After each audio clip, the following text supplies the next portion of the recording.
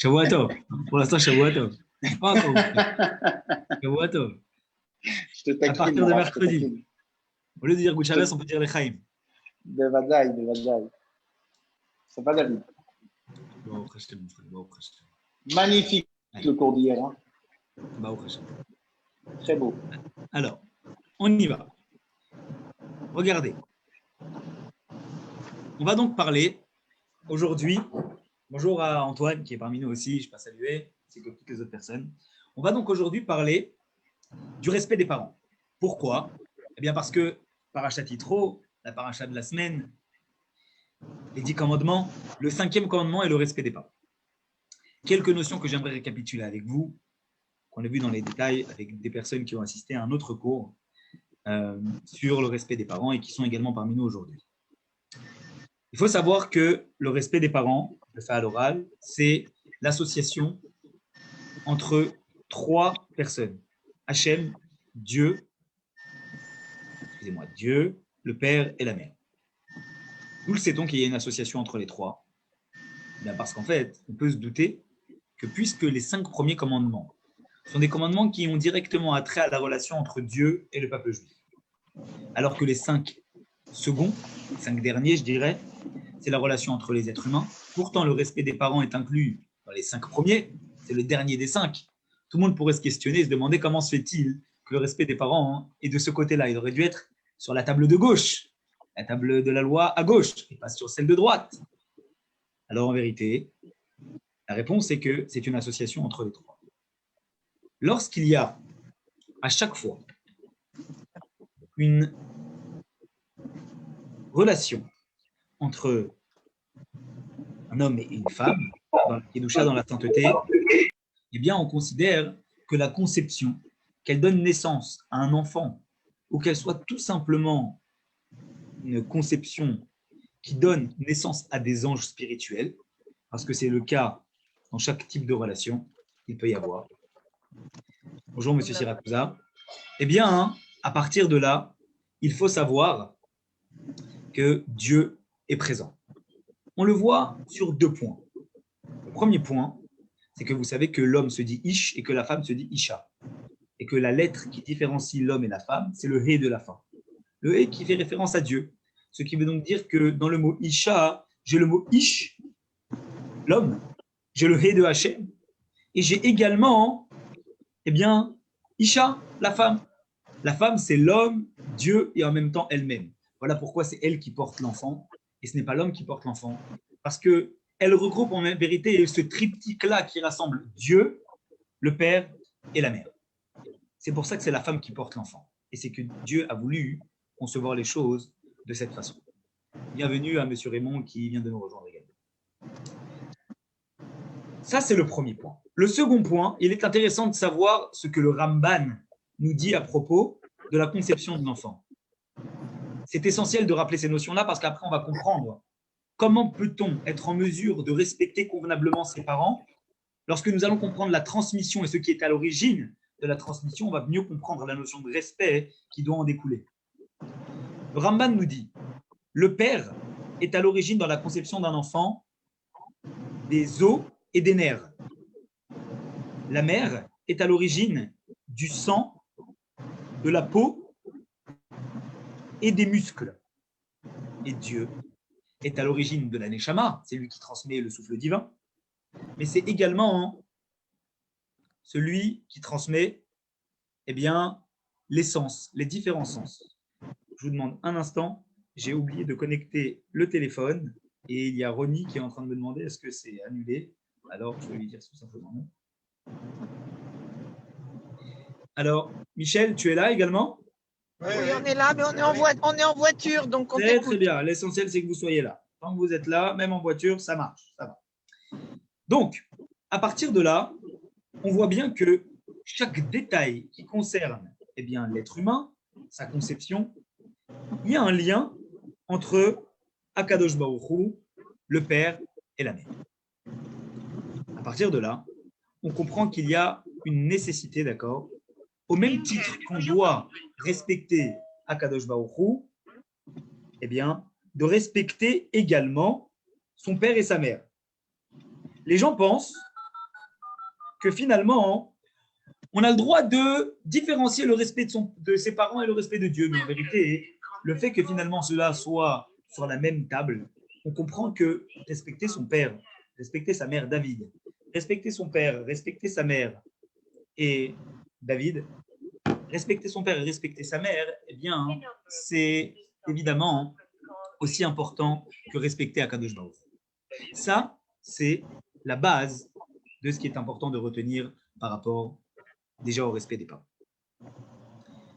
Vous savez que, je le fais à l'oral, parce qu'on va commencer à partir de la ligne 25 de la page 40, celle qui est affichée, d'Arash Oula. Vous savez que les peuples, les nations du monde, lorsque Dieu a donné la Torah,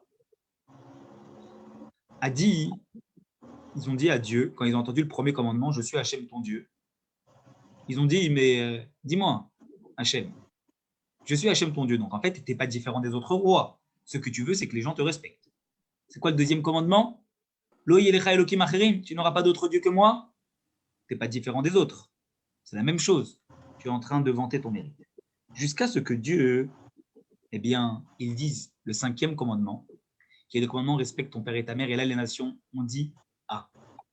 À partir du moment où tu es en train de dire qu'il faut respecter des êtres humains, en particulier tes parents, alors on comprend de là que tu n'es pas juste un roi lambda comme les autres, qui s'intéresse eh bien, au respect de lui-même. Si tu portes attention au respect qu'un être humain doit donner à ceux qui lui ont donné la vie, ça veut dire que tu es en quelque sorte en train de nous dire, me respecter c'est une chose, mais respecter ceux qui vous ont donné la vie, c'est également primordial. Et du coup, ils ont compris à partir du cinquième commandement que Dieu n'est pas comme les autres, que Dieu est un roi qui est totalement spécial. Ça, c'est la base. On va donc commencer à partir de la ligne 25. C'est exactement ce qu'on vient de dire. Je vous l'ai fait à l'oral. Et donc, on va commencer à partir de Sipurim Kiboud Orim, à la ligne 34 en bas. Tout le monde est à la page? C'est bon? Oui? Ouais. C'est bon. Très, très bien. Baoumine. Je me mets à la page avec vous. Très, très bien. Baoumine Meravula. Monsieur Brice, c'est bon? Vous voyez? Bien. Ligne 34, super. Baoumine Meravula. Ils sont venus poser la question à Ravula. Adechan Kiboud Av Vaem. Jusqu'où va le respect des parents? Jusqu'où ça va? Jusqu'à où un homme a l'obligation de les respecter? Amar Lahem, il leur a répondu Ravula. C'est où, en bas de la ligne 35, sortez et voyez Measa Ovet Kochavim Echad Beashkelon. Regardez ce qu'il a fait, une personne non juive qui habite à Ashkelon, Vedama ben Netina Shmo, et son nom est Dama ben Netina. Pa'amachat, une fois, Bikshu Chachamim, les sages ont demandé, Prakmatia, ils ont demandé d'acheter de sa part Beshishim Ribosachar, quelque chose, ils ont demandé une marchandise, qui valait 600 000 pièces d'or. Et en vérité, la clé du coffre était cachée sous la tête de son père, qui se reposait. Vélo Tsiaro, et ce Dama Ben Netina a préféré ne pas réveiller son père, peut-être perdre de l'argent, en tout cas ne pas le revendre, plutôt que de venir et de réveiller son père. Ligne 39 en haut. Amar Rabbi Yehuda, on va expliquer l'histoire, le contenu de l'histoire, vous allez comprendre. Amar Rabbi Yehuda, Amar Shmuel, le nom de Shmuel. Shalou et Rabbi Eliezer, ils ont posé la question à Rabbi Eliezer, Adechan Kiboud Avaim, jusqu'où va le respect des parents? Amar Lem, il leur a répondu, Rabbi Eliezer, Tseu Ruma Saovet Kochamim, donc il a une version un petit peu différente. Regardez ce qu'a fait cette personne-là, qui est non juif pour autant, qui habite à Ashkelon, Vedama ben Netina Shmo, et son nom est Dama ben Netina. Bikshu mimenu chachamim avanim laefod.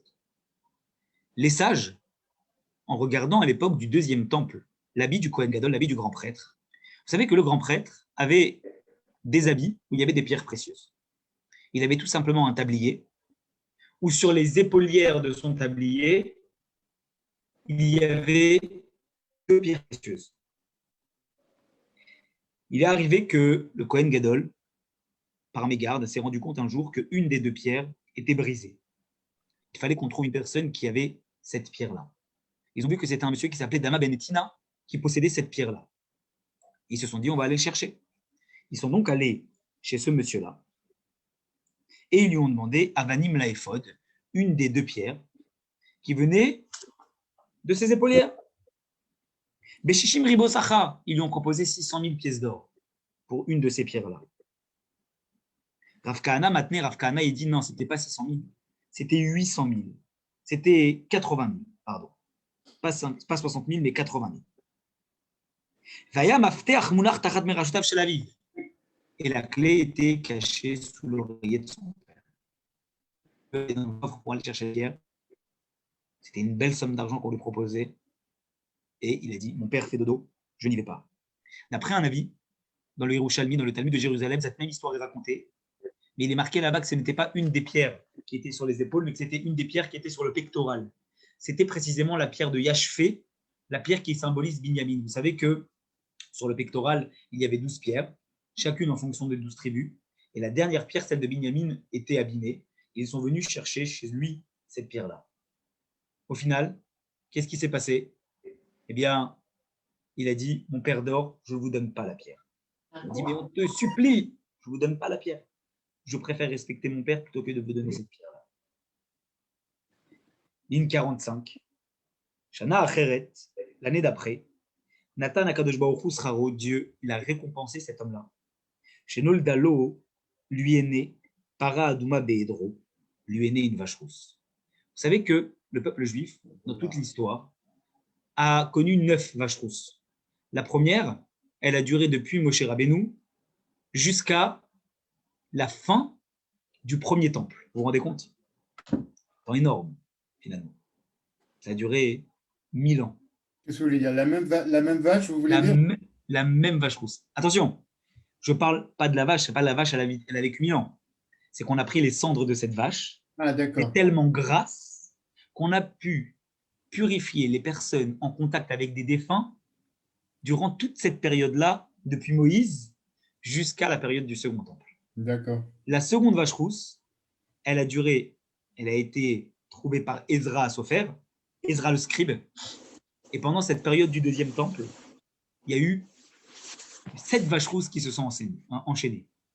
Et donc, du coup, on a eu les 7 vaches rousses à l'époque du deuxième temple, et une seule à l'époque de Moshe Rabbeinu. Et depuis, on n'avait plus de vaches rousses. Cette histoire que nous racontons, c'était une période où on n'avait plus de vaches rousses. Et Dama Ben Netina, par le mérite du respect des parents, a pu bénéficier d'une vache rousse supplémentaire.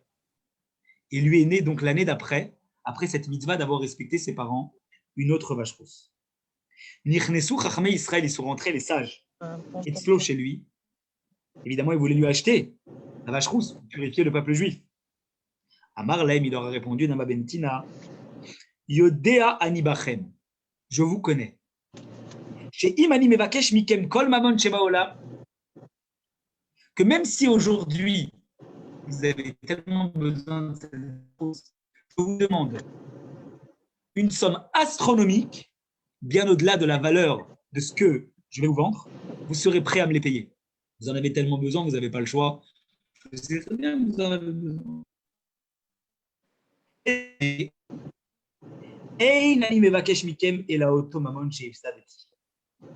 Je ne vous demande pas tout l'or du monde, je vous demande juste l'argent que correspond la valeur de cette vache rousse.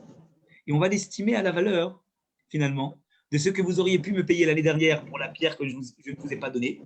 La première valeur que vous m'avez proposée, les 60 000, pas les 80 000 ou les 90 000. Les 60 000 que vous m'avez proposé, c'est-à-dire la valeur de la pierre, c'est ça que je vous demande pour la vache rousse. C'est d'abord par rapport à l'honneur de mon père. Autrement dit, j'ai bien compris qu'en fait, si Dieu m'a donné le mérite d'avoir cette vache rousse, c'était juste pour combler la somme que j'ai perdue l'année dernière en n'acceptant pas de vous donner cette pierre-là parce que mon père, eh bien, dormait. Les sages posent la question, ils disent, mais alors comment ils ont fait les sages? S'ils n'ont pas pris cette pierre-là l'année dernière, alors comment ils ont fait pour remplacer celle qu'il y avait sur le pectoral ou sur le éphod, sur le tablier du Kohen Gadol. Ils en avaient bien besoin. On dit en fait que ce n'était pas une pierre qui était brisée. C'est répondu là-bas dans les commentateurs. C'était juste que, par mesure de précaution, ils faisaient des stocks au cas où. Et donc, en fait, cette pierre qu'ils ont voulu acheter à Dama Ben Netina n'était pas une nécessité dans la mesure où la pierre était brisée, mais c'était finalement un désir que les sages avaient de constituer un stock au cas où les pierres devenaient à être brisées. C'est pour ça qu'ils étaient allés le voir. Donc, ils n'en avaient pas un besoin urgent. Mais finalement, ils ont voulu constituer le stock. Ce qui n'est pas le cas de la vache rousse, où là, ils avaient un besoin urgent de cette vache rousse, parce qu'il fallait purifier les personnes. Et c'est pour ça qu'il a dit, je ne suis pas en train de vous demander la valeur de cette vache rousse en vous demandant tout l'or du monde. Je ne fais que vous demander la valeur que vous auriez pu me donner à l'époque, à l'origine, pour acquérir cette pierre. S'il y a des questions, n'hésitez pas. On est là pour ça aussi, pour répondre et éclaircir toutes les choses. De Amar Rabbi Hanina, ligne 51. A dit Rabbi Hanina, Uma mi sheino metsubeose. Imaginez, ce non-juif qui finalement n'a pas l'ordre de Dieu de faire, et pourtant il fait malgré tout. Car ainsi, metsubeose, celui qui en a l'ordre de respecter ses parents et qui fait, alachat kamavekama, combien plus que Dieu il va lui donner, et il va lui donner un pont d'or par rapport à la bonne action qu'il va faire de respecter ses parents. Damar Rabbi Hanina, que dit Rabbi Hanina, Gadol Metsubeose est grand et plus grand. Celui qui a l'ordre de faire quelque chose et qu'il fait, Nini Sheino Metsubeose par rapport à celui qui n'a pas l'ordre de faire et qu'il fait. Je m'arrête un instant sur cette notion-là, parce que j'imagine bien que vous vous posez deux questions. La première question que vous devez vous poser, c'est déjà de dire depuis quand ils n'ont pas l'ordre de respecter leurs parents. La moralité veut qu'on respecte ses parents. De mode à n'importe quelle personne dans la rue, si une personne manque de respect à ses parents, on va lui dire qu'elle est mal polie, on va lui dire qu'elle est mal élevée. Ça veut donc dire que c'est la base de la base que de respecter ses parents. Et leurs parents. La deuxième chose, c'est que finalement, lorsque vous regardez ce qu'on est en train de dire, est plus grand celui qui en a l'ordre et qui accomplit que celui qui n'en a pas l'ordre et qui accomplit. Non, c'est pas vrai. Parce que si j'ordonne à quelqu'un de faire quelque chose et qu'il le fait, il a moins de mérite que celui qui n'a pas d'ordre de le faire et qui le fait malgré tout. Donc à ce moment-là, on devrait dire qu'il est plus grand celui qui le fait alors qu'il n'en a pas l'ordre par rapport à celui qui en a l'ordre et qui le fait. Alors comment se fait-il qu'on donne plus de mérite aux Juifs qui ont l'ordre de respecter leurs parents plutôt qu'à ceux qui n'en ont pas l'ordre et qui le font? Je tiens à rappeler deux choses. La première, elle est que la majorité des gens, on va le voir dans la parashat Mishpatim et parashat de la semaine prochaine, la majorité des gens pensent que finalement, eh bien, une mitzvah, un commandement que Dieu nous donne, doit être accompli avec une certaine part de logique, une certaine part finalement d'éducation, et à partir de là, on accomplit ce qu'on nous demande. Il y a donc trois types de commandements. Les commandements qui sont logiques et qu'on accomplit par la logique, les commandements qu'on appelle les Eduyot, les témoignages, qui sont la conséquence de notre histoire, Pessah, Sukkot, conséquence de notre histoire donc. Et le troisième type de commandement, on peut appeler les Chukim, commandements qui sont des décrets où il n'y a pas de logique et pourtant nous les accomplissons. On pourrait penser que finalement, cette troisième catégorie de commandements que nous accomplissons au-delà de la logique sont indépendantes des deux autres, parce que les deux autres reposent sur l'histoire et reposent donc sur une certaine forme de logique. Vient nous apprendre la Torah que le devoir qu'a un juif d'accomplir les commandements pour Dieu ne doit pas être fondé, même pour les commandements qui ont une certaine logique, sur la logique. La seule motivation que nous devons avoir lorsque nous accomplissons les commandements de Dieu, c'est uniquement d'accomplir la volonté de notre Créateur. Si une personne vient vous voir et vous dit, dites-moi, pourquoi respectez-vous vos parents? Parce que c'est normal de respecter les parents, c'est eux qui m'ont mis au monde. Mauvaise réponse. La raison pour laquelle nous respectons nos parents, c'est parce que Dieu nous en a donné l'ordre. Et de même pour tous les autres commandements. Le fondement même de l'accomplissement des mitzvot repose sur le fait que Dieu nous donne l'ordre de le faire et pas parce que c'est logique ou parce que c'est pas logique. Pourquoi? Parce que si on fait baser une certaine partie des commandements sur la logique, ça voudrait donc dire que lorsqu'on se trouvera devant un commandement qui n'est pas logique, on pourrait avoir un doute pour son accomplissement. Et se dire, bah, finalement, pourquoi je le ferais?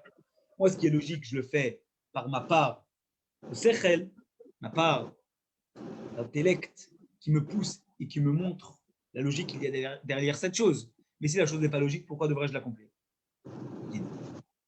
Tu accomplis les mitzvot parce que Dieu t'en donne l'ordre. Pourquoi? Parce que mitzvah, on l'a déjà dit à maintes reprises, veut dire attachement.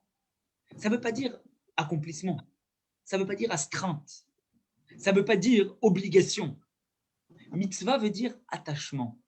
Mitzvah vient du mot tsafta qui veut dire attachement, un lien. À partir de là, si tu veux créer un lien avec une personne, c'est pas parce qu'il te donne l'ordre de le faire que tu vas le faire, ou parce que tu trouves une certaine logique dans la chose. C'est quelle que soit la chose qu'il va te demander de faire, pour t'attacher à lui, la seule chose qu'on te demande de faire, c'est d'accomplir. L'attachement que tu crées avec cette personne qui te demande de faire quelque chose, c'est de remplir sa volonté, au-delà même de la logique, et quelle que soit la chose qu'on est en train de te demander, qu'elle soit logique, que tu l'acceptes avec ton esprit ou que tu ne l'acceptes pas. Dans tous les cas, l'accomplissement est basé sur cette demande qu'il te fait. C'est comme ça que tu crées un lien indéfectible. Oui? Si je peux me permettre une petite parenthèse Bien à sûr. ce sujet, quand je discute, quand j'essaie d'expliquer des mitzvot que je fais auprès de Goïm, parce qu'en ce moment, je les fréquente un peu, ils me demandent pourquoi est-ce que je fais ça. Si je leur donne une raison logique, ils peuvent le comprendre, mais si je leur dis qu'il n'y a pas de raison logique au fait que je le fais, mais parce que c'est une demande de Dieu, ils le comprennent beaucoup moins, quoi. Donc, il semble que ce soit vraiment une particularité du peuple juif d'agir de cette façon-là, sans logique, mais uniquement parce que c'est la volonté de Dieu que l'on fasse quelque chose. C'est une bonne remarque que vous faites, M. Brice.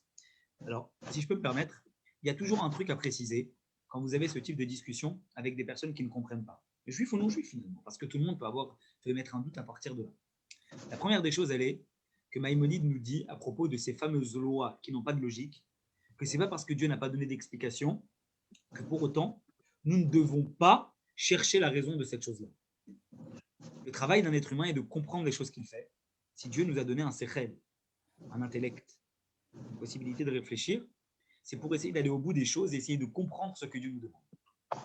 Donc, même les commandements qui ne reposent pas sur la logique, on a le devoir d'une vie, d'essayer de comprendre la raison de ces choses-là.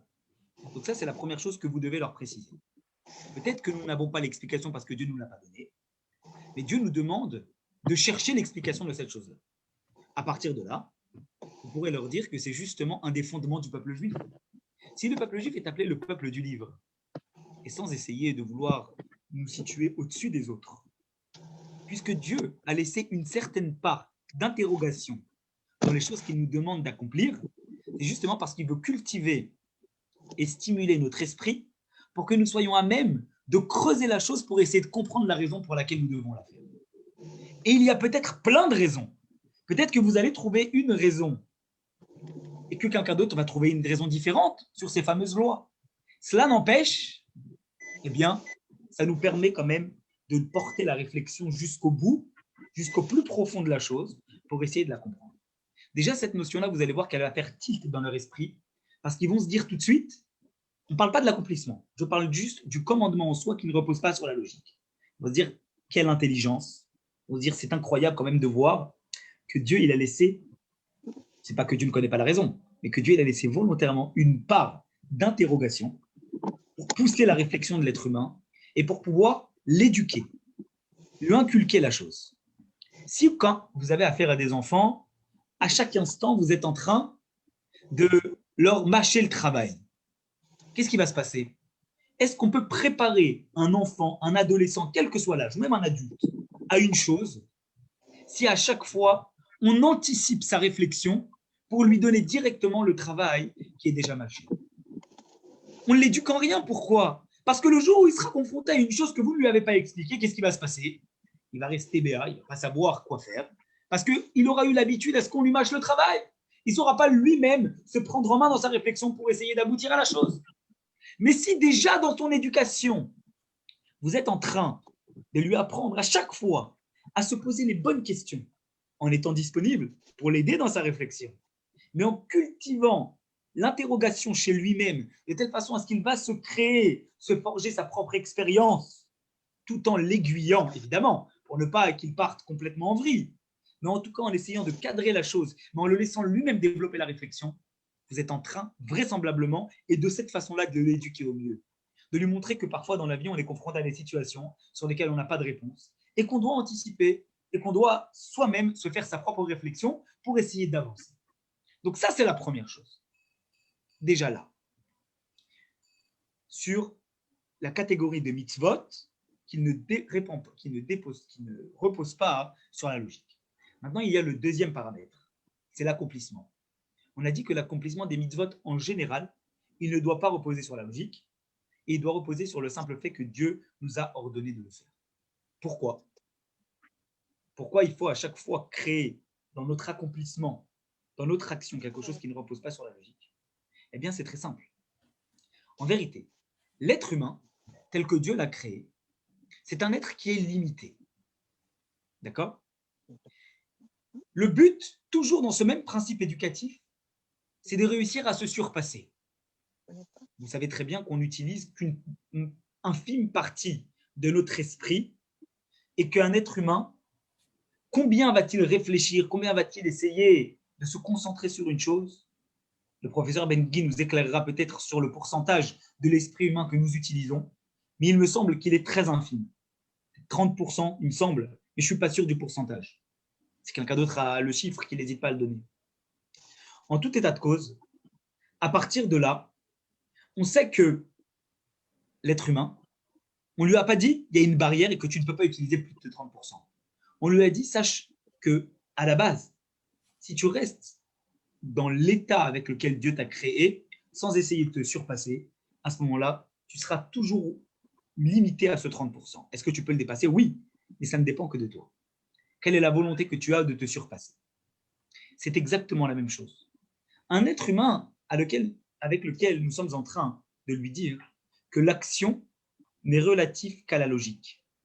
Il se dira, finalement, que l'être humain, avec ses cases, avec son cadre dans lequel on l'a mis, ne peut pas aller au-dessus, puisque son accomplissement est basé sur la logique. D'un autre côté, si vous dites à un être humain que son accomplissement, il est basé aussi sur la logique, parce qu'il y a des choses qui sont logiques, mais qu'il doit faire en sorte de se mettre dans un tel état d'accomplissement, d'être capable de pouvoir accomplir les choses au-delà même de la logique. C'est lui dire que le challenge de la vie n'est pas juste de se reposer sur le cadre dans lequel on l'a mis, mais d'aller beaucoup plus loin que ce cadre.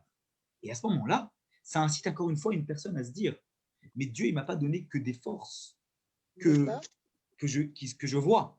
Il ne m'a pas donné que des forces qui sont visibles. Il m'a dit que je peux aller beaucoup plus loin que ça. La preuve, c'est qu'il m'a dit que j'ai la capacité de pouvoir agir au-delà même de la logique. Que mon esprit, qui me paraît limité, il peut aller jusqu'au bout des choses au point d'être capable d'accomplir une chose au-delà de la logique. Et même plus que ça. Ce n'est pas juste que tu vas accomplir au-delà de la logique. C'est que par le fait que tu vas accomplir une chose qui dépasse même la logique, cela même va te donner la possibilité de pouvoir réussir à acquérir la connaissance de comprendre ces choses-là qui sont au-delà de la logique. Si tu te cantonnes à accomplir les choses qu'avec ta logique, tu auras beaucoup de mal à réussir à comprendre les choses qui sont au-dessus de la logique. Mais si tu es capable de fonder ton service de Dieu au-delà même de la logique, alors à partir de là, tu pousseras la chose à tel point que Dieu t'ouvrira une porte supplémentaire pour être en mesure de comprendre même ce qui est au-delà de la logique. Vous comprenez, M. Brice? Oui. Michel, tu as une question? Tu as levé la main. C'est peut-être une erreur. Ok. Alors, on continue. Nous en sommes à la ligne. Donc, on parlait donc, est grand la personne qui accomplit, plus que la personne qui n'a pas d'ordre et qui accomplit pas. Pourquoi? Parce qu'à partir du moment où on lui donne la possibilité d'accomplir, parce qu'on lui donne l'ordre, c'est pas qu'on lui donne l'ordre, c'est qu'on lui donne la capacité de pouvoir s'attacher. Celui qui est plus grand, celui qui va faire une chose en s'attachant, qu'une personne qui n'a pas cette possibilité de s'attacher avec le Créateur, parce que Dieu ne lui a rien demandé, et qui va le faire. Voilà pourquoi beaucoup de tzadikim ont attendu que Dieu leur donne certains ordres, certains commandements pour pouvoir accomplir les choses, plutôt que de faire sans qu'il en ait l'ordre. Parce que justement, à partir du moment où Dieu donne l'ordre, ça permet de créer un lien indéfectible avec lui. Voilà pourquoi la récompense de la mitzvah du respect des parents, puisque Dieu nous en a donné l'ordre, à nous, combien plus si déjà une personne comme Dama Ben Netina qui n'en avait pas reçu l'ordre et qui l'a accompli malgré tout, combien plus que nous, à partir du fait qu'on a l'ordre et Dieu nous a donné la possibilité de pouvoir l'accomplir en se liant à lui, que la récompense que nous aurons en respectant nos parents, elle sera encore plus grande. Ça, c'est pour cette première partie. On continue, nous en sommes à la ligne 54.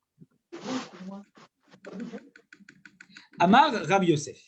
Rabbi Yosef a dit, mais Reish Ava Amina, au début je disais, Man de Ava Amarli, ce qu'on m'a dit, Halakha qui Rabbi Yehuda, que la Halakha, elle est comme Rabbi Yehuda. De Amar, il a dit, Souma Patour Mina Mitzvot, il a dit qu'une personne qui ne voit pas est exemptée d'accomplir les commandements. Avidna Yomatava les Rabanan, je suis capable de faire un grand repas aux sages, des Alome Pekidna, des Ala Avidna. Parce que ça veut dire que moi, je n'ai pas finalement d'ordre d'accomplir les commandements. Rabbi Yosef était aveugle, Rabbi Yosef ne voyait pas. Il a dit, alors à ce moment-là, je devrais faire un grand repas pour les sages. Pourquoi? Parce que si déjà moi, je ne vois pas, et pourtant j'accomplis les commandements, je suis comparable à celui, finalement, qui accomplit des commandements alors qu'il n'en a pas l'ordre, puisque je suis exempté. Et donc, je suis comme la catégorie de ce Dama Ben Netina qui n'a pas d'ordre et qui pourtant accomplit. Et moi, je pensais jusqu'à présent qu'au contraire, le fait que je n'ai pas l'ordre d'accomplir quelque chose et que je le fasse malgré tout, ça me donnait un mérite supplémentaire.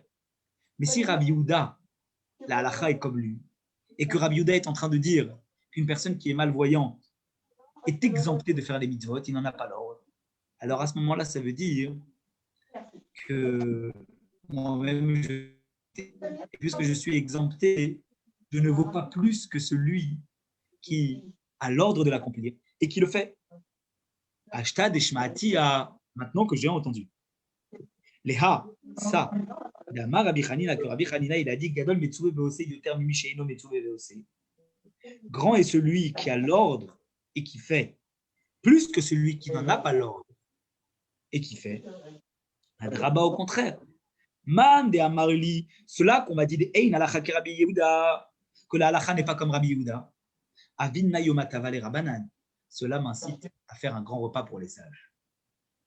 La halakha est donc de dire, non pas ce qu'on a dit tout à l'heure, qui est plus grand celui qui en a l'ordre et qui accomplit, que celui qui n'en a pas l'ordre et qui accomplit.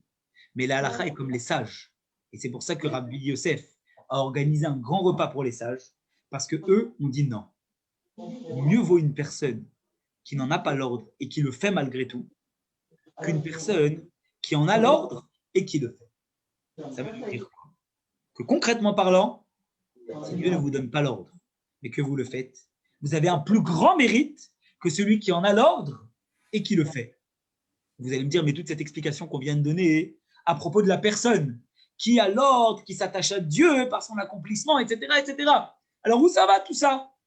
Je dis, ben en fait, vous savez très bien que toutes les paroles, tous les avis, même s'ils divergent, ils sont vrais, sont les paroles de Dieu. La halakha, la loi, que même une personne qui n'en a pas l'ordre et qui accomplit, il a le plus grand mérite. Et une personne qui a l'ordre et qui accomplit, il a aussi un grand mérite du point de vue où il s'attache avec Dieu. Alors oui, mieux vaut anticiper. La vie est une question d'anticipation. La vie, c'est une stratégie. Celui qui attend le jour J pour prendre des décisions, sans imaginer, sans réfléchir un peu de quoi sera fait le lendemain, ça ne veut pas dire qu'il manque de confiance en Dieu que d'imaginer ce qu'il doit faire le lendemain. Ça veut juste dire que si Dieu il lui a donné les possibilités d'anticiper, c'est qu'il a le devoir d'anticiper. Et il a confiance en Dieu, que dans son anticipation, alors Dieu l'aidera. Et ce n'est pas contradictoire avec le fait de croire en Dieu que d'anticiper. Mais à partir du moment où arrive le jour d'accomplir et que Dieu lui donne un ordre, il a, on va dire, la double récompense. La récompense de celui qui avait anticipé la chose et qui l'avait fait. Et la seconde récompense qui fait que ce jour-là, Dieu lui a donné l'ordre et il le fait aussi. Il aura donc le double mérite. Donc n'attendons pas comme ça que les choses nous viennent. Anticipons. Soyons en mesure de faire les choses même avant. Et de cette façon-là, on aura le double mérite. Aujourd'hui, Dieu ne nous a pas encore donné l'ordre, on le fait quand même. Demain, Dieu nous donnera l'ordre, on aura également le mérite d'aujourd'hui et également le mérite de demain, où il nous donnera l'ordre. Ça, c'était par rapport à Rav Yosef.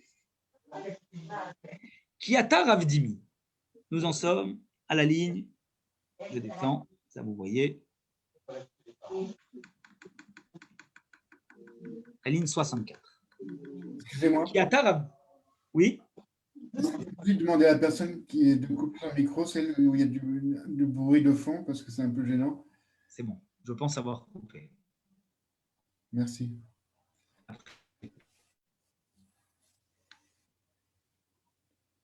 Je continue. Ronnie, tu es là? Super. Kiata Rav Dimi, quand Rav Dimi est arrivé en Israël, de Babel, de Babylonie, c'était à l'époque où le peuple juif a pu retourner sur sa terre, à l'époque du deuxième temple. Amar, il a dit comme ça. Pa'amachat, une fois, Aya lavouche sirkon shelzav. Ce Dama ben Netila dont on a parlé, il l'a vu, habillé avec un habit de soie tissé au fil d'or. Vaya Yosef ben Gdolé Romi, il était assis entre les grands de Rome, ou Bataïmo, c'était donc une personne, un noble romain, il était très respecté. Beaucoup d'argent, cet homme-là, Dama ben Netina, et il était très respecté par les gens de Rome. Et il faut savoir, comme on l'a dit un cours précédent, que lorsque le peuple juif est revenu sur sa terre, pendant, eh bien, à l'époque du deuxième temple, les Romains, à partir évidemment de la destruction du second temple, pendant cette période-là, il y a eu une période où les Romains avaient dirigé Eretz Israël, et le temple était construit, et après le temple a été détruit, mais ils étaient toujours là. Donc là, on parle de cette période-là où le temple a été détruit et où les Romains, le temple n'était pas encore détruit, mais les Romains étaient déjà en Eretz Israël. Donc, il y a eu les Assyriens, puis ensuite les Grecs, puis ensuite les Romains, qui gouvernaient Eretz Israël. Eh bien, ce Dama ben Netina était assis avec tous les grands de Rome. Ou Bataïmo, sa mère, elle est arrivée. Ou Kraatou, Mimenu, elle a déchiré son vêtement tissé au fil d'or. Vetafralo al Rocho, elle lui a mis une tape sur sa tête. Veyarkalo Befana, elle lui a même molesté dessus. Velo Ichlima, et il n'a pas bougé d'un iota. Il dit, c'est quoi cette histoire? Elle vient, elle le crache. En fait, elle avait perdu la tête, sa maman. Et il aurait pu avoir honte. Il était devant les nobles de Rome, etc. Il aurait pu dire, je me sens mal de cette situation. Malgré tout, il n'a pas bougé. Par respect pour sa mère. Tana Avimi, ligne 68. Avimi a enseigné Béred Rabbi Abba ou au nom de Rabbi Abba. Yesh ma'achil le'aviv passioni. Il y a des gens qui servent à leur père. Passioni, c'est du foie gras. C'est de l'oie qui était fait sous forme, d'accord, de pâté, en fait du pâté de foie gras. Vetordo, minaolam, et on a l'impression finalement qu'ils sont en train d'honorer leur père en leur servant du foie gras. Et on pourrait penser finalement que c'est magnifique. Et malgré tout,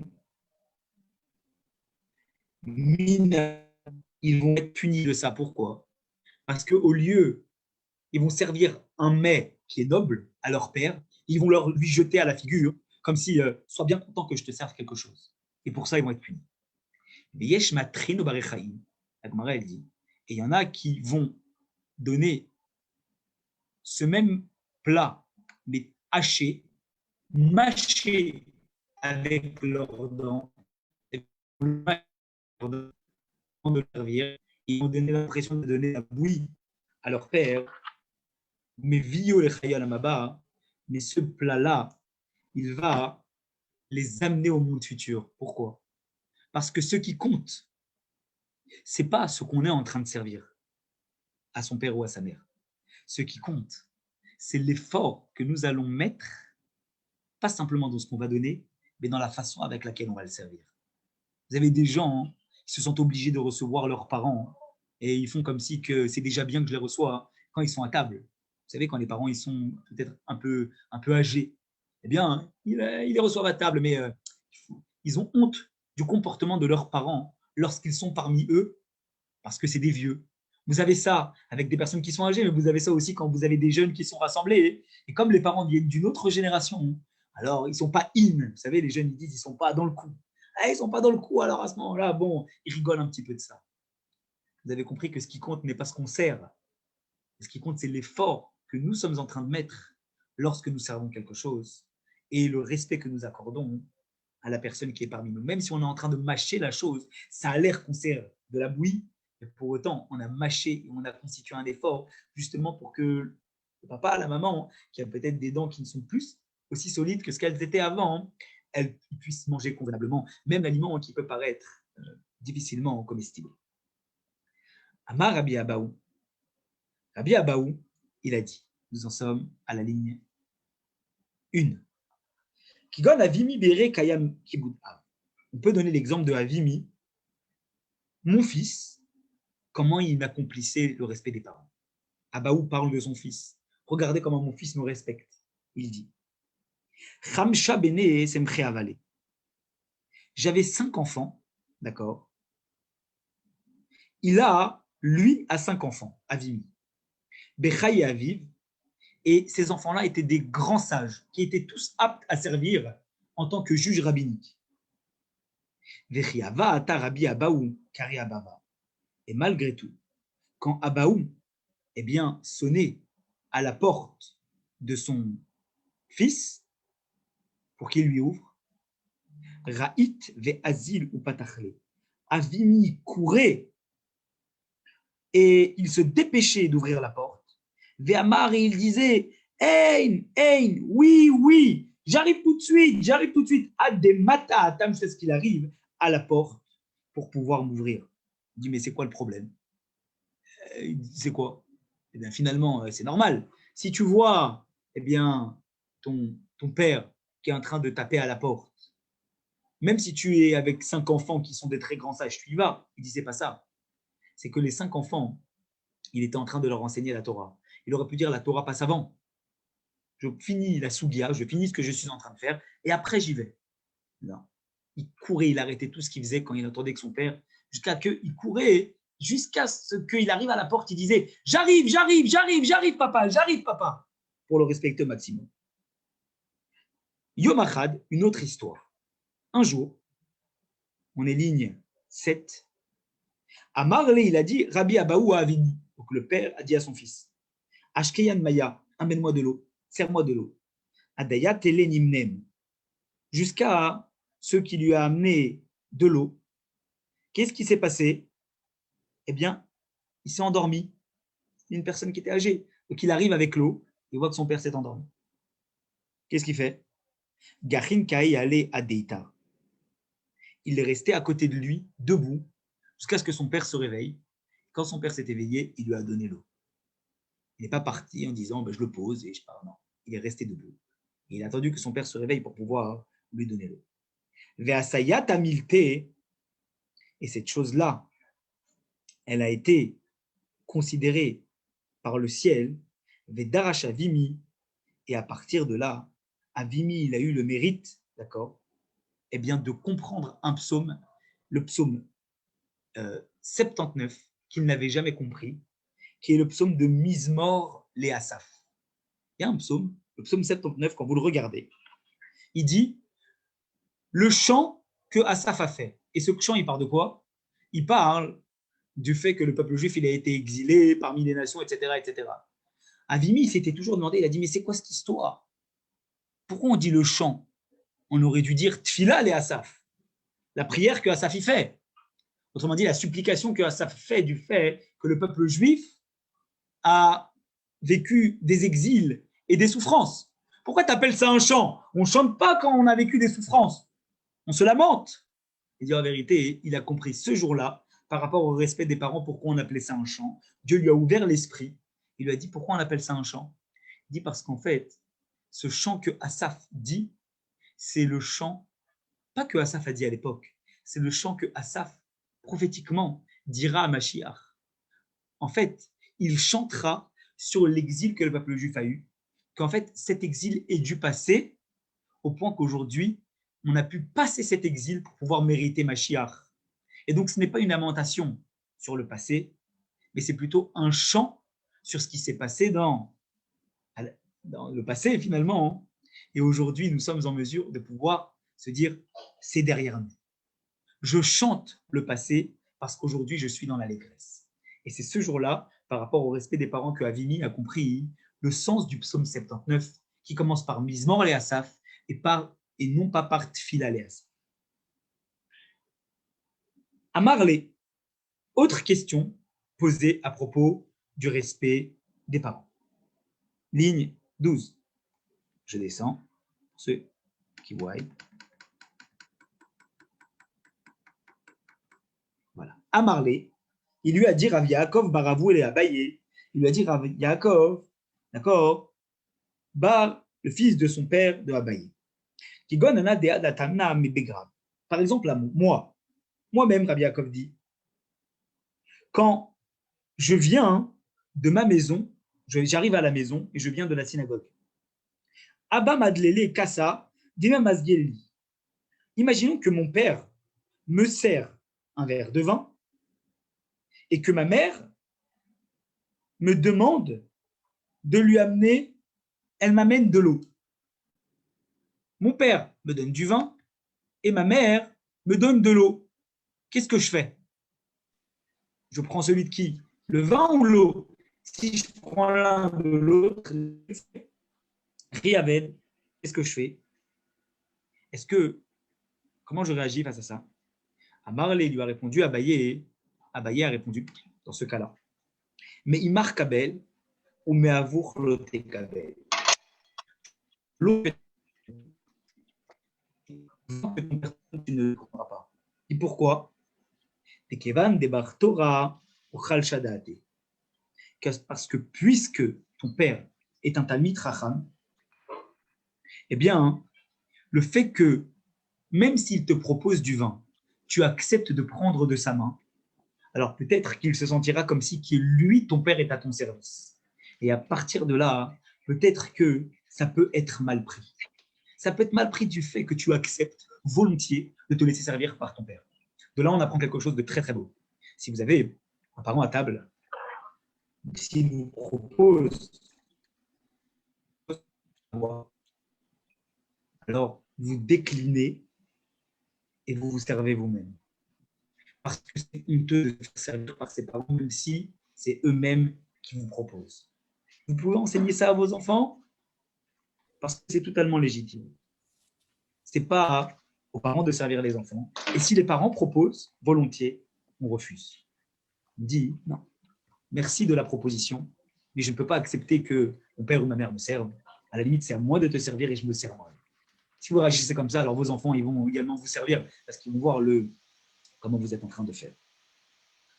Il reste quelques minutes. J'aimerais basculer quelques lignes plus tard où nous sommes en train de parler de la relation que nous devons accorder au respect des parents, pas simplement de leur vivant, mais également lorsqu'ils ne sont plus de ce monde. Je suis ligne 54, Tanour Rabanan. Dîner Kiboudorim, vous le voyez, à la ligne 54. Tanour Rabanan. Les sages ont enseigné. Mechabdo Bechayav ou Mechabdo Bemoto. Nous avons le devoir d'honorer nos parents, qu'ils soient vivants, ou même de les honorer après leur décès. Ils sont vivants, comment fait-on? Anishma bidvaraviv le makom, celui qui entend des gens qui parlent d'une chose que son père a dit, lo yomar, et il voit finalement que le père était très respecté. Lo yomar, il ne va pas dire shalchuni bishvilatzmi. Il ne va pas miser sur le respect qu'on lui accorde à lui si on veut lui faire quelque chose, qu'est-ce qu'il va faire? Ma'aruni bishvilatmi ou pitroni bishvilatmi. Il ne va pas dire dépêchez-vous de m'amener ça ou honorez-moi, libérez cette chose-là pour moi. Et la koulou, il dira tout bishvilaba par rapport à mon père. Si lui est respectable et que son père est respectable et que les gens de l'endroit respectent le père, même si lui est respecté, il demandera aux gens de l'endroit toutes les choses qu'il leur demandera. Il leur demandera de le faire, pas par rapport à lui, mais par rapport à leur père. Il leur dira par exemple aux gens, soyez gentils, accordez-moi cette chose-là par rapport au respect que vous aviez à mon père. Et eux, ils diront, mais c'est toi aussi, on te respecte. Non, oui, je sais, mais par rapport à mon père. Puisque vous le respectez, moi, je le respecte, alors faites tout par rapport à mon père. Bemoto Kitsad. Quand les parents sont décédés, après 120 ans, comment peut-on leur accorder du respect? Nous dit la Gemara. Aya Omer, je suis ligne 58. Aya Omer Davar Shmomipi. Ça peut être les parents ou même les grands-parents. Si le fils, il entend une chose, d'accord, qu'il a entendu de la bouche de son père, il s'apprête à répéter quelque chose qui vient de la bouche de son père, le Yomar Kachamaraba, il ne dira pas, tu sais comment mon père il disait. Parfois, des gens parlent à leurs enfants en rappelant des choses qu'ils ont entendues de leurs parents. La Gemara dit, tu sais comment tu dois citer. Tu ne dois pas dire, tu sais comment mon père il disait. Tu ne dois pas dire comme ça. Et là, mais comment il doit dire? Car Amar Abi Abamari. C'est comme ça que disait mon père, mon maître. Autrement dit, quand on parle de son père, on ne parle pas juste de son père, on parle de son père en le prénommant également son maître. C'est comme ça, nous dit la Gemara, que nous devons citer nos parents. Areini, et il finira en disant Areini Kaparat Mishkavo. Il dira si il devait avoir, parce que où ça va, si lui, son âme devait souffrir actuellement dans le monde futur, alors que cette faute-là, elle puisse lui être retirée de son âme et qu'elle vienne sur moi de mon vivant. Jusqu'où ça va, nous dit la Gemara, le respect des parents après leur disparition. Ve'anemile, la Gemara nous dit attention, ces mots-là que nous venons de dire, quand ça marche, est-ce que c'est toute la vie? Non. Torchnei Masar Chodesh. C'est pendant les 12 premiers mois, pendant l'année du Kaddish, l'année après leur décès. Mikan Veilach, à partir de ce moment-là, on dira que la première partie, d'accord? C'est-à-dire la partie où on citera ses parents avant de citer quelque chose, on dira mon père, mon maître, mais la deuxième partie, on ne dira pas. Omer, qu'est-ce qu'il dira? Zichrono livracha lechayol amaba, que son mérite soit un souvenir de bénédiction pour une vie éternelle dans le monde futur. Pourquoi? Pourquoi on ne dit plus que la faute, elle soit sur moi? Parce qu'en vérité, il faut savoir que l'élévation de l'âme, d'accord, elle est pendant la première année. Pendant la première année, l'âme s'élève de niveau en niveau. Et donc, automatiquement, si on a une chance de sauver l'âme du monde dans lequel elle peut être, c'est-à-dire, Chas Shalom, du Gehinom, alors à ce moment-là, c'est pendant les 12 premiers mois. Parce que quoi qu'il arrive après les 12 premiers mois, l'âme s'élève dans les mondes spirituels, mais elle ne reste pas plus de 12 mois dans l'enfer, dans le Gehinom. Donc, quand l'âme, elle monte en haut, les 12 premiers mois, s'il n'y a pas de nécessité de devoir se faire pardonner de fautes, elle va directement dans les mondes spirituels et elle s'élève déjà pendant les 12 premiers mois de monde en monde pour monter au plus haut. Et si Chas Shalom, elle doit passer par la case Gehinom, alors à ce moment-là, c'est maximum pendant les 12 premiers mois. Donc, quand l'enfant a l'opportunité de pouvoir sauver l'âme de ses parents de ce monde-là, de l'enfer, en prenant la faute qui est sur l'âme et en la rétribuant sur la personne qui est un corps du vivant par le biais d'une épreuve, alors à ce moment-là, il doit le faire. Comme ça, il épargne pendant quelques mois cette âme de souffrance supplémentaire dans l'enfer. Mais à partir de là, quoi qu'il arrive, puisque l'âme, elle a déjà quitté l'enfer, elle est déjà dans les mondes supérieurs, dans le Gan Eden, dans le paradis, et qu'à partir de là, elle s'élève de niveau en niveau à travers le Kaddish qu'on va faire d'année en année. et par l'intermédiaire de la Torah qu'elle est en train d'étudier l'âme lorsqu'elle est déjà dans le monde futur, alors à ce moment-là, il n'y a plus de raison de devoir parler de réparation de faute, mais on va dire que son souvenir soit béni dans une vie éternelle dans le monde futur, puisque l'âme, à ce moment-là, elle s'élève, mais déjà dans le paradis.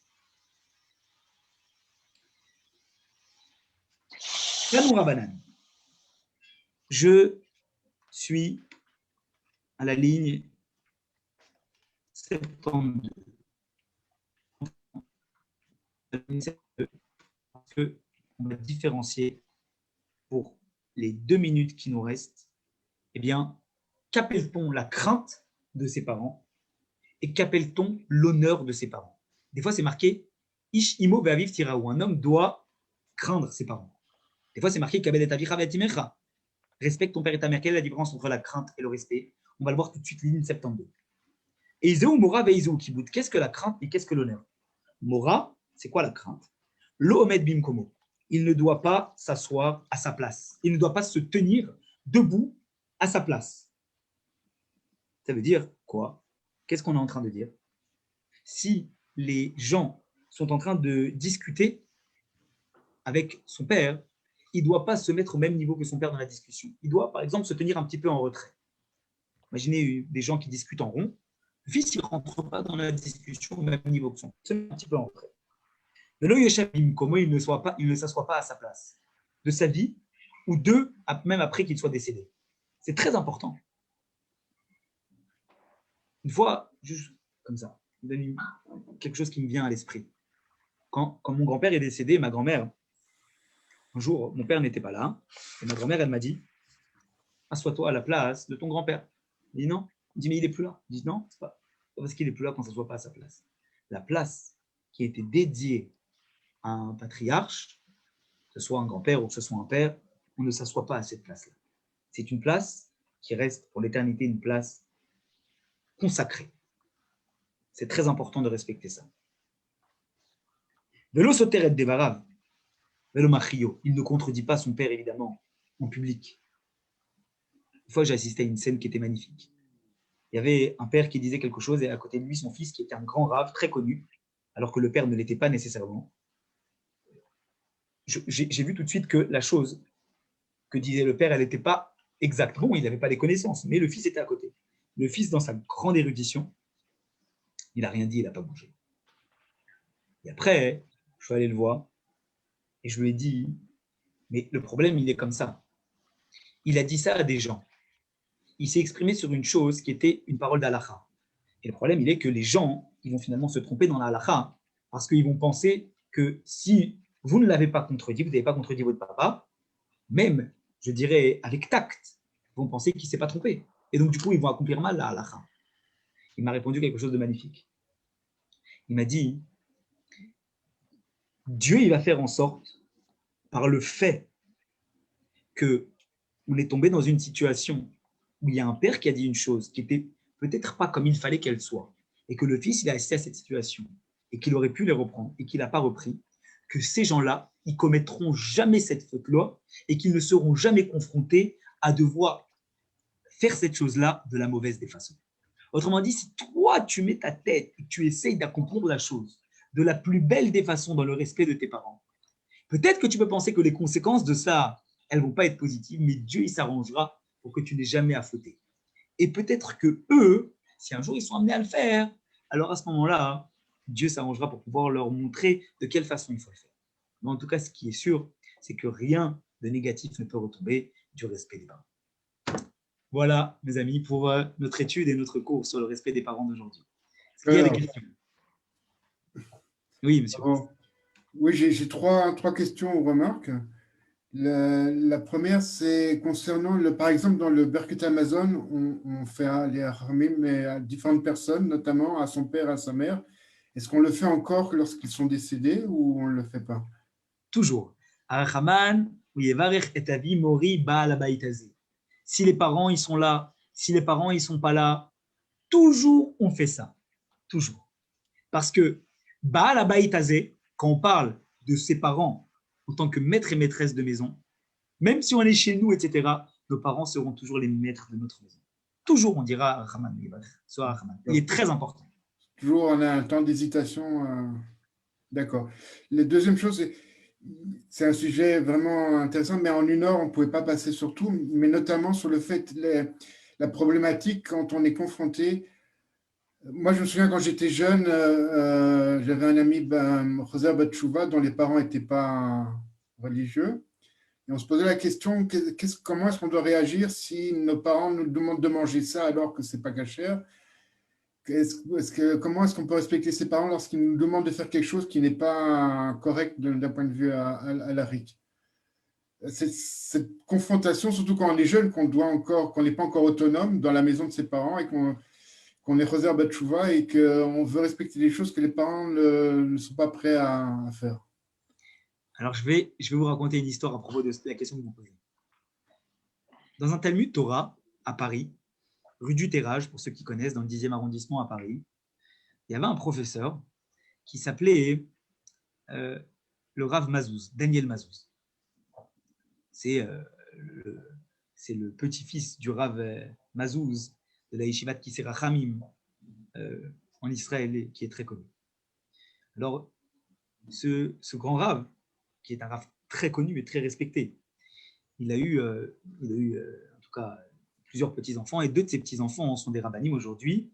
L'un aujourd'hui est rabbin dans le 10e arrondissement, côté de la rue du Terrage, et l'autre, c'est le Rav Mazouz de Natania, pour ceux qui connaissent peut-être, le rabbin des Chabad francophones de Natania. Donc ce Daniel Mazouz, un jour, il était au Talmud Torah, et il a dit à un enfant, il a parlé du Shabbat.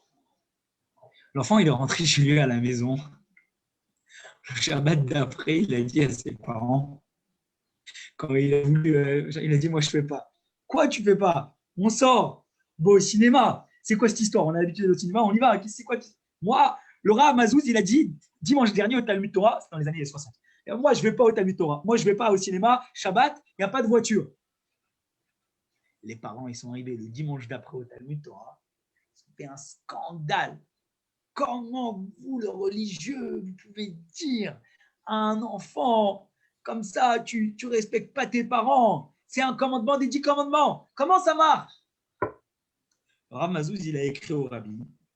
Et il a dit qu'il avait de la gmat nefesh. Il s'était senti extrêmement mal de cette situation-là, de devoir se retrouver devant des parents qui ont annoncé en public comme ça qu'au Talmud Torah, on prenait le non-respect des parents, quitte à respecter Shabbat. Le rabbi lui a écrit, il lui a répondu. Il a dit, il ne faut pas avoir de la souffrance de ça. Il faut expliquer aux parents que dans les 10 commandements, le 4e commandement, c'est le commandement du respect du Shabbat. Et le 5e commandement, c'est le respect des parents. Et pourquoi Dieu l'a mis en 4e commandement le respect du Shabbat et en 5e commandement le respect des parents? C'est pour te dire que le respect des parents, à proprement parler, il dépasse tout, sauf si les parents demandent de ne pas respecter le Shabbat ou de ne pas respecter une des mitzvot de la Torah. On pourrait être tenté de penser que le respect des parents, on y va comme ça, mais ce n'est pas au-dessus des autres mitzvot de la Torah. Après, évidemment, il faut avoir du tact. Ça veut dire qu'on ne peut pas dire, vous imaginez quelqu'un qui va annoncer à son père, il ne mange plus chez lui, son père n'était pas très pratiquant, lui il est devenu pratiquant, il dit c'est fini, je ne mange plus chez toi, tu changes toute ta vaisselle, tu changes tout. Non. Il y a des façons de faire. Au lieu de dire je ne mange plus chez toi, il peut venir le cachériser à la cuisine, il peut racheter une nouvelle vaisselle, il peut racheter les produits qui sont adéquats. Et combien de personnes ont été confrontées à cela? Vous savez, toute cette génération de Baalei Tchouva, de personnes qui ont fait Teshuvah, ils ont tous été confrontés un jour ou l'autre à cette chose-là, à devoir savoir comment ils vont faire. Alors, comment ils ont réagi? Ils ont réagi comme ça. Ils ont dit avec beaucoup de tact. C'est comme ça que les rabbanim leur ont appris. Vous devez faire avec beaucoup de tact et vous ne devez pas juste venir dire je ne mange pas.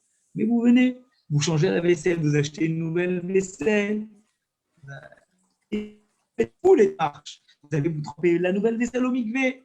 Vous allez cachériser ce qu'il faut cachériser. Et quand les parents vont voir ça, en général, une mère, il n'y a pas autre chose qui peut lui faire plus plaisir que de savoir que ses enfants ils vont pouvoir manger chez elle. Il n'y a pas quelque chose qui peut le plus la faire souffrir que de savoir que ses enfants ils vont plus manger à la maison. Ça peut être valable pour les grands-parents aussi. Alors, c'est à nous d'anticiper. D'amener-nous la vaisselle qu'il faut. Au lieu de dire, je ne mange pas chez toi, on dit, moi, j'amène la vaisselle. Moi, j'amène les choses que toi, tu as l'habitude d'utiliser, mais avec la meilleure des cache-routes, de la meilleure des façons. Et de cette façon-là, on arrive à inverser la chose.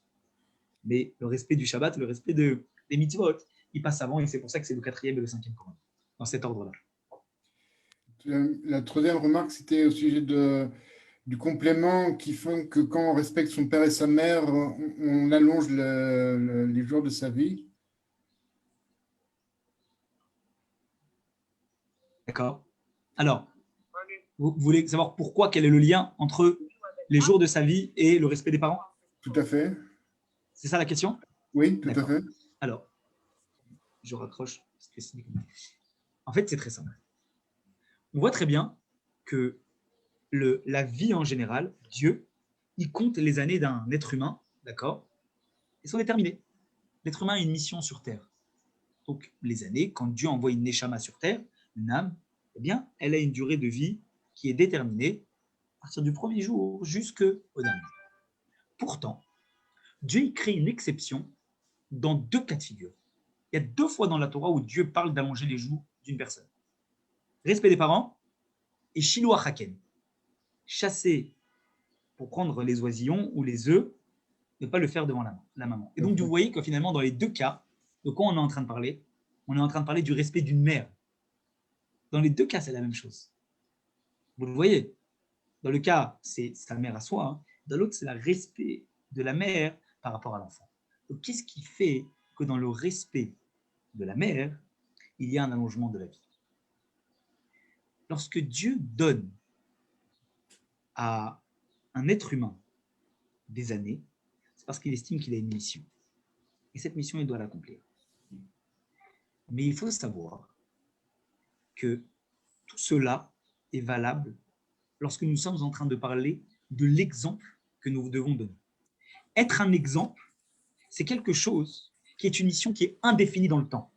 Parce qu'on peut avoir besoin d'être un exemple au-delà même de la mission que Dieu nous a donnée sur Terre. Imaginons que Dieu a déterminé que la mission d'une personne, elle doit être de faire telle ou telle chose. Lorsque la personne, elle montre toute sa vie qu'elle a été un exemple dans le respect des parents, alors Dieu, il affectionne tellement ces choses-là qu'il considère que cette personne, c'est un exemple. Pourquoi? Parce que comme le respect des parents est indissocié du respect de Dieu, à partir du moment où une personne elle respecte ses parents, elle n'est pas simplement un exemple sur le respect de l'être humain. Elle a un exemple non seulement sur le respect de l'être humain, mais sur le respect de Dieu, puisque les deux, ils marchent ensemble, puisqu'on a vu que la transmission, la descendance, elle provient des 3, des parents et de Dieu. Quand on respecte ses parents, on est en même temps en train de respecter de Dieu. Donc on est en même temps un exemple, non seulement sur le respect des parents, mais en même temps un exemple sur Dieu. Donc on est quelqu'un qui est en même temps à trouver le point commun, le point de convergence entre le respect total des êtres humains et le respect total de Dieu. Et une personne comme ça, Dieu veut qu'elle reste dans le monde. Parce que c'est un exemple non seulement dans les lois qui concernent Ben Adam Lamakom, le respect avec Dieu, mais c'est également une personne qui est indispensable pour montrer l'exemple dans le respect vis-à-vis des êtres humains. Et cette personne-là, Dieu la considère comme indispensable dans ce monde, à tel point qu'il prolonge les années de sa vie pour être un exemple pour tous les êtres humains, quelles que soient les actions qu'ils vont accomplir, que ce soit vis-à-vis de Dieu ou que ce soit vis-à-vis des êtres humains. Merci. Avec plaisir. Est-ce qu'il y a d'autres questions? Les Pinchas. Donc, Birkat Amazon, même si mes parents ils sont en Israël et que je suis chez moi, je tire mes parents pendant Birkat Amazon, c'est bien toujours, ça? Toujours. Tu m'as fait un ridouche. Le Baal Habayit, ça reste toujours ton père. Toujours. Le maître de maison, c'est ton père. Quand ton père il vient à la maison, tu lui donnes ta place. Et quand je la quitte ma femme, quand ton père il vient à la maison, c'est ton père qui fait le kidouche. Tout. D'accord. Tout. Ok. D'accord. Alors, et quand je la quitte ma femme, du coup, mes beaux-parents? Quand tu acquittes ta femme, par rapport au kidouche, tes beaux-parents sont présents? Non, s'ils ne sont pas présents. Comme mes parents, ils ne sont pas présents. Alors, tu me parles quand tu acquittes ta femme du Birkat Amazon? Ouais, c'est ça. Alors, le Birkat Amazon, c'est la seule bénédiction de Horaïta, de la Torah, où on n'acquitte pas. Chacun doit la faire. Même si on la fait de façon plus courte, on le fait aussi. Donc, il faut aussi que ta femme, elle puisse faire le Birkat Amazon, même si c'est dans une autre langue, en français, en phonétique, etc. Mais Non, mais le Shabbat, je te parle. même le Shabbat, justement, le Shabbat, on ne la quitte pas. La femme, elle fait aussi le Birkat Amazon. Tout le monde doit faire le Birkat Amazon. Ok. Et grâce, il faut le faire en chantant le Birkat Amazon à la table. Non, de mais Shabbat. on fait, non, mais Vadaï, on fait Tous en en chantant. chantant. On fait en On fait chantant. tous le Birkat Amazon en chantant à la maison. Et comme ça, en même temps, ça enseigne aux enfants et ça enseigne à la famille. Et c'est un moment qui est très, très important de faire le Birkat Amazon tous ensemble. Donc, on ne la quitte pas. Bon, alors, quoi qu'arrive, je tire mes parents. On est bien d'accord. Toujours. D'accord. Et Baal Habayit Hazeh, donc, je dis Bien sûr, évidemment. Évidemment. Ah, Aviv et Imi. Oui, Aviv et Morati, c'est ça. toujours ses parents qui sont le Baal Habayit de la maison. Toujours, c'est eux qui sont les maîtres de maison. D'accord. Et si 2 minutes, si ça ne dérange pas, parce que ça avait coupé quand tu avais dit qu'est-ce qui veut dire le Mizmor de Mizmor le Asaf. Oui. Le psaume. Donc, si tu peux me le dire, ouais, le psaume, si tu peux me dire 2 secondes, la traduction. Mizmor le Asaf. Tu prends le Mizmor le Asaf. Je vais le prendre le sido. Un instant, je prends le sido, comme ça, je vous dis. Je vous dis exactement les termes du Mizmor le Asaf. Prends le psaume 79, 79. Je regarde. Mizmor le Asaf. Je traduis. Mizmor le Asaf. Chant de Asaf. Elohim, Dieu. Baou goïm ben achalatecha, ils sont venus, les non-juifs, dans ton héritage. Timon et Echal Kochecha, ils ont rendu impur ton parvis, ton Beth Amikdash. Samou et Yerushalayim leim, ils ont mis Jérusalem en lambeaux. Natnu et Nivlat avadecha, machaleof hashamaim, ils ont pris la dépouille de ton serviteur, autrement dit la dépouille du peuple juif, et ils l'ont donné à manger aux oiseaux. La chair de tes serviteurs, ils l'ont donnée aux animaux de la terre. Ils ont versé du sang. Et tout le psaume, c'est ça. Ça parle des souffrances que le peuple juif il a vécues.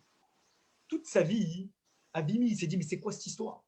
Mizmor le Asaf, c'est le chant que Asaf il a fait. Mizmor, ça vient du mot Zimra, ça vient du mot chant. C'est pas un chant, c'est une tfila, c'est un tachanoun, c'est une supplication, c'est pas un chant. Comment il peut dire ça? Jusqu'à ce qu'il a compris, quand il a montré le respect à son père au-delà de tout, il a attendu avec le verre d'eau. Son père Dieu, la nuit d'après, il lui a apparu en rêve et il a eu l'explication qui lui est arrivée.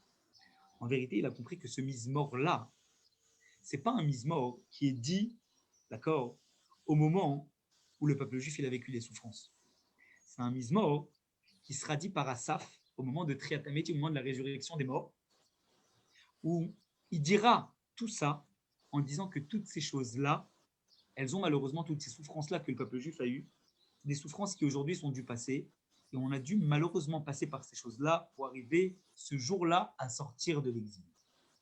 Comme une personne qui, quand elle vit une souffrance, ça arrive tellement de fois, quand elle vit une souffrance très difficile, sur le moment, elle est dans un état catastrophique, mais quand la souffrance, elle est partie et qu'aujourd'hui il est dans l'allégresse, il va rire carrément de la chose qui lui est arrivée. Il ne va plus la prendre sous forme de souffrance, mais il va dire, tu te rappelles ce qui nous était arrivé. Ça, c'est un degré moindre de souffrance. Mais quand toutes ces choses-là, elles vont disparaître, et toutes ces chairs-là qui ont été données aux oiseaux, elles vont revenir à la vie au moment de la résurrection des morts, comme on a dit, et que le Beth Amikdash sera reconstruit, et qu'il n'y aura plus de choses impures, etc., etc. Alors à partir de là, qu'est-ce qui va se passer? À partir de là, on dira Mizmor le Asaf. C'est un chant que Asaf est en train de faire en rappelant tout le mal qui s'est passé dans le passé, puisqu'aujourd'hui on est dans l'avenir et qu'il y a eu la résurrection des morts et qu'aujourd'hui il y a Mashiach. Et ça, il l'a compris quand il a respecté ses parents. Zach. Et une seule chose, Bien sûr.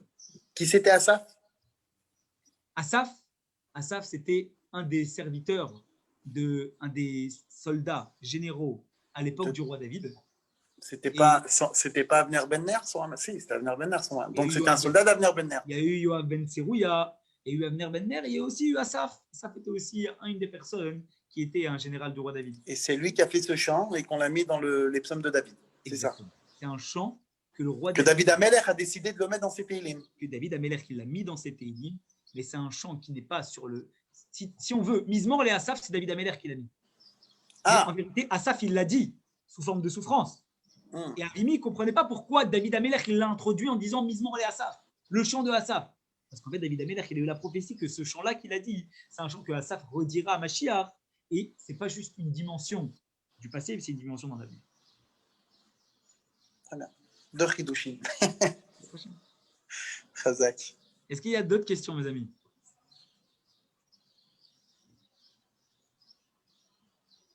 Bon, alors, Baruch Hashem. Excellent cours. Merci, David. Avec grand plaisir, Antoine. On se revoit à Bezrat Hashem jeudi matin pour aborder le respect des parents avec sous le sens profond et ésotérique, en comprenant, en rentrant dans le sujet des respects des parents, beaucoup plus que ce qu'on a fait aujourd'hui. On a fait la phase talmudique, on fera la phase ésotérique et profonde jeudi matin, Bezrat Hashem à 10h30. David.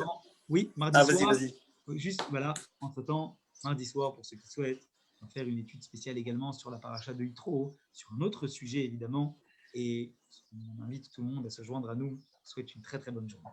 David, une seule question vite fait. Tu avais dit que quand on est un exemple, si je suis invité chez mon père, un Shabbat, une fête, tu sais que s'il ouvre un exemple sa bouteille de vin, donc il va faire son petit douche, il va tout faire mon père avec. Et au moment du repas, il va me servir un verre. D'accord? Si je lui fais la réflexion en lui disant non, papa, tu ne me sers pas, c'est moi qui me sers, parce que c'est assourd ou pas, il va peut-être le prendre très mal. Mais le fait que mon père il va me servir, c'est pas Khalila, je vais dans mes pensées à moi, hein, c'est pas, je vais pas avoir la pensée comme quoi que je vais profiter de lui parce qu'il m'a servi. C'est rien que pour l'honorer de lui dire papa, laisse tomber, c'est moi qui me sers. Tu vois? Alors je lui dis pas, mais je vois pas pourquoi. Bon, je comprends qu'Hachem il a dit c'est péché, mais ça peut vexer mon père. Même plus que ça. Exactement, comme tu as dit, ça va le vexer que tu lui dises ne me sers pas. Ne me sers pas, mais badaï. Alors ça va le vexer. Qu'est-ce qu'on fait? On suit derrière la Torah, il n'y a pas de problème. Non, mais on anticipe. Oui, évidemment, derrière la Torah, mais comment on fait? On anticipe. Tu vas appeler ton père, tu vas appeler ton beau-père, aujourd'hui, demain, la veille de passer Shabbat avec lui. Et tu vas lui dire, papa, mon cher beau-père, etc., avec votre permission, je suis mal à l'aise quand vous me servez, parce que j'ai l'impression de me faire servir par vous. Et je vous demande, avec le plus grand des plaisirs, de me laisser vous servir. Je ne peux pas supporter que vous me servez. Je le sens mal. Donc, tu anticipes. Mais c'est que sur le vin, on est bien d'accord. Si c'est un whisky, non, c'est pas pareil. Surtout, tu ne te fais pas servir par ton père sur rien. Mais Rav David, j'étais dans des iloulottes, mais là, tu ne vas pas te prendre ton temps, où il y avait des grands rabbinim, où des fois, on me disait, Pinchas, tu sers tout le monde. On me le disait. Donc, je servais même le grand Rav qui était, le grand sadique même qui était. Je le servais. Et il attendait que je lui servais ce verre-là. Mais c'est normal que tu serves le Rav. Mais là, non, ce qu'on est en train de dire, c'est que ton père ne te serve pas. Si le grand Rav vient et qu'il te sert, c'est un problème.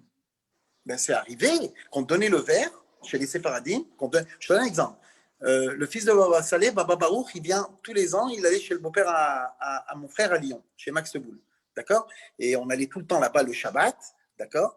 Et on attendait, tu vois, la queue pour qu'il nous mette son verre de whisky, il nous faisait la bracha et on faisait les chaim avec lui. Et c'est lui qui nous mettait, hein, Bémet. Après, c'est du whisky, oui. C'est pas du vin. Et je vais même te dire mieux. Le rabbi distribuait Kos Shel Bracha. Le rabbi, il faisait le vin à tout le monde. Parce que c'est un mec tzadikim. Mais là, de quoi on est en train de parler? On n'est pas en train de parler du fait qu'il va te servir pour aller boire un verre avec lui. On est en train de te parler qu'il te donne une bénédiction. Donc évidemment, quand le tzadik te donne une bénédiction, il te sert pour te donner une bénédiction et pas pour que tu bois un verre avec lui et que tu fasses juste comme ça. Hein. Là, c'est différent, évidemment. Mais dans le cadre où tu es à table avec lui et que lui, il te sert. Et si c'est ta mère qui te sert, c'est Gamasso. C'est la même chose. À part le manger, quand elle te sert à manger. De quoi? À part le manger, quand elle te sert à manger? Bah, quand elle te sert le manger, mais tu vas manger chez ta mère, elle te sert. Badaï. Celle qui te sert le couscous, elle te met le couscous dans la table, ou le rôti, t'as n'importe quoi. Oui. D'accord. Tu lui dis pas, maman ne me sert pas, c'est moi qui me sers. Ça, c'est quelque chose qui, al-pi halacha, est répandu comme étant quelque chose qui est normal. Pourquoi? Parce que comme on l'a dit hier, il chotishut Rambam, la femme, elle a l'obligation. C'est pas. Oui, mais là, c'est ma mère. Là, c'est ma mère. Oui, la femme, elle a l'obligation de servir le mari. Donc, comme elle a l'obligation de servir le mari, Moséget Lokos, c'est elle qui doit lui donner à boire et qui doit lui donner à manger. Alors, automatiquement, ça c'est pas partir. Donc, elle va servir le mari, donc elle va servir tous les convives. D'un autre côté, quel est le problème? Il est que si c'est toi qui vas servir à la table, alors à ce moment-là, le problème, il est différent. Le problème, il est que la femme, elle va sentir peut-être que c'est toi qui es en train de prendre la mainmise sur la table. Les quantités, tu ne les gères pas, etc., etc. Donc là, il vaut mieux laisser servir la femme, sur le principe. Maintenant, si elle accepte, tu sers toi. Si elle n'accepte pas, tu la laisses. Donc tu vois, c'est différent. Encore une fois, tu anticipes, tu dis, maman, est-ce que c'est moi qui peux servir? Tu dis, non, même pas en rêve, mon fils, c'est moi qui sers. Je vais servir. Mais au moins, tu as Alors, anticipé. pour m'acquitter, donc je lui dis, maman, de toute façon, je sais qu'elle va me dire non. Donc je lui dis, maman, laisse-moi servir. Mais il faut faire attention à chaque chose avec ses parents, c'est très important. Ouais, mais badaï. C'est sûr. C'est sûr. Chazak, Chazak, Rav David. Chazak, des bonnes nouvelles à tout le monde. Amen. Et Bezrat Hashem, on se revoit très très bientôt pour notre show. Des bonnes nouvelles. Merci pour le shiur. Avec grand plaisir, les amis. Bye bye. Bye bye.